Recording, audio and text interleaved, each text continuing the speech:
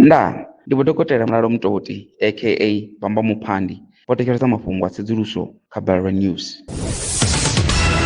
Mafhungo nga Rotshidzwa Maremba.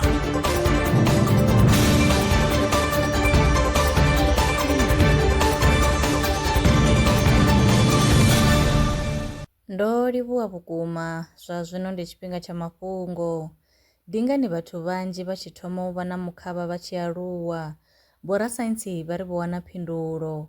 Vho ṱalusa sele ya tsinde ine ya vha hone musi muthu a tshi aluwa, nahone i ṱuṱuwedza u vha hone ha sele ntswa dza mapfura. U ya nga ngudo yo gandiswaho kha dzhenala ya science, mawanwa a ḓo thusa u engedza nḓivho malugana na maitele maswa a u fhungudza mapfura a thumbuni na u ṱuṱuwedza mutakalo wa khwine kha vhaaluwa. Zwi tshe zwo ralo, mapfura manzhi a thumbuni a nga vhanga vhulwadze ha swigiri, u aluwa nga u ṱavhanya na vhulwadze ha mbilu. Tsedzuluso yo rangwa phanḓa nga Atherix Diabetes and Metabolism Research Institute. Lwa miṅwaha i re na tshivhalo, vhorasaintsi vho vha vha tshi khou sedzulusa vhushaka vhukati ha maḓumbu a ḓuvhani na mutsho wa shangoni. Ngudo ntswa u bva Yunivesithi ya New Hampshire yo wana uri kha maḓuvha a si gathi nga murahu ha ḓumbu ḽa ḓuvhani, zwipiḓa zwa Amerika devhula zwi nga vhona tshanduko khulwane kha mutsho. Sa tsumbo, hu nga vha na u tsela fhasi ha tshikalo tsha mvula. Tsedzuluso yo anḓadzwa kha dzhenala ya Geophysical Research Letters. A guma nga u rali mafhungo e nda vha farela one. Nṋe na vhone kha ri ṱangane tshifhingani tshiḓaho.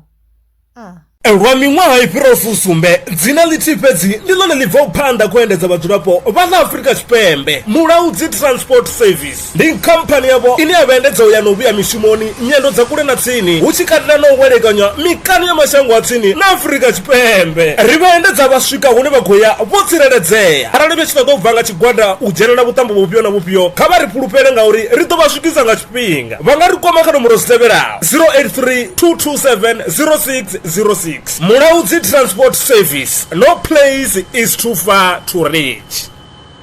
Zwino ri tshi khou amba vhanga vha sa ḓivhi uri masheleni a u tandulula thaidzo ine vha vha nayo vha ṱo a wana gai, vha songo tsha ṱwa vha tshi rengwa nga ṱhoho lini. Ballerina Brands i hanefha tsini na vhone, ri ḓo vha thusa u bva kha 500 u swika kha 4000 randa. Riṋe ri khou ṱoḓa tshiḽipi tsha muholo, khophi ya basa, 3 months bank statement na proof of residence. U bvapo tshelede i khou ṋamba ya dzheniswa nga murahu ha zwiminetse nyana. Kha vha rumele WhatsApp zwino 072 019 5843. Ballerina Brands ndi vhahadzimiswa masheleni vho ḓiṅwaliselaho. Are you a survivalist entrepreneur in the Vemba district? Ballerina Brands is here to back your hustle. Get a loan from just 500 rands up to 4,000 rands designed to grow your business. All you need is 6 months of bank statements, 6 months of sales records, your South African ID, and proof of residence. Apply today on WhatsApp 07201958843. Ballerina Brands, empowering entrepreneurs, building communities. Terms and conditions apply.